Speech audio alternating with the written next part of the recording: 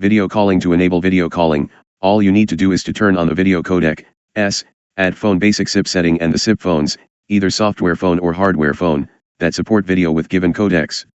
The following diagram is the snapshot of the application.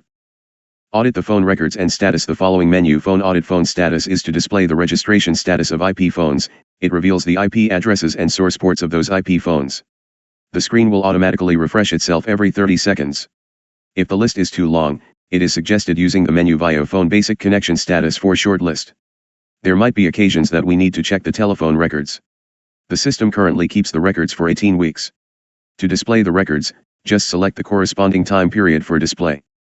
Integrated communication server for small office. The diagram shown below is to use the server for small office.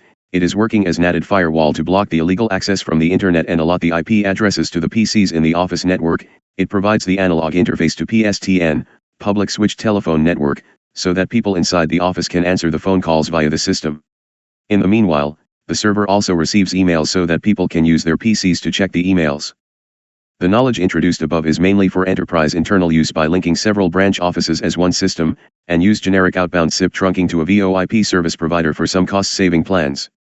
Before we introduce SIP normalization for integrating with IMS, IP multimedia subsystem, we summarize with the following use scenarios that can be done by the materials introduced so far. Using VoIP phones to call each other inside office. This is the simplest scenario by just registering 2 SIP phones on the server. Make phone call from VoIP phone to analog phone. In the scenario, the server needs to have FXS module so that the analog phone can be plugged into FXS port. The dialing plan to analog voice channel should also be set. Answer the FXO inbound phone calls on VoIP. In the scenario, the analog voice card for FXO should exist on the system and that FXO is connected to the line from the central office from the telecom operators.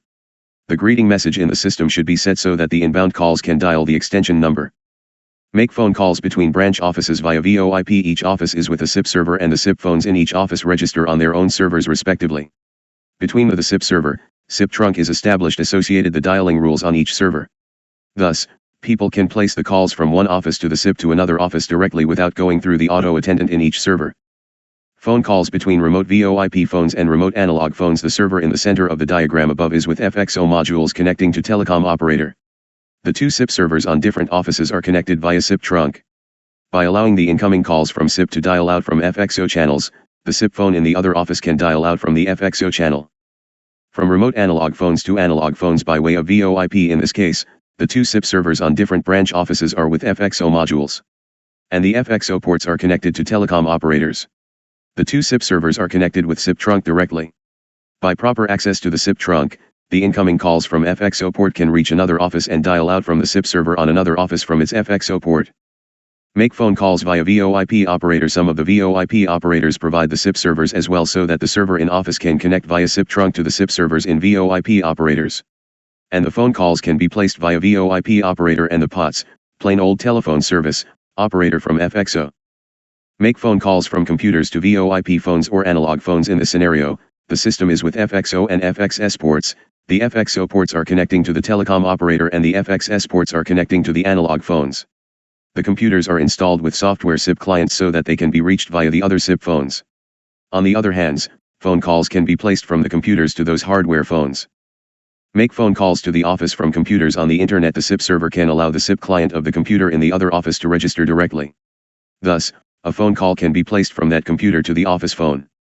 Make phone calls from the computer to remote branch office. In this scenario, the 2 SIP servers on the 2 offices are connecting via SIP trunk, and the computer is installed with SIP client program. Thus, phone calls can be placed from the local computer to the SIP phones in the branch office.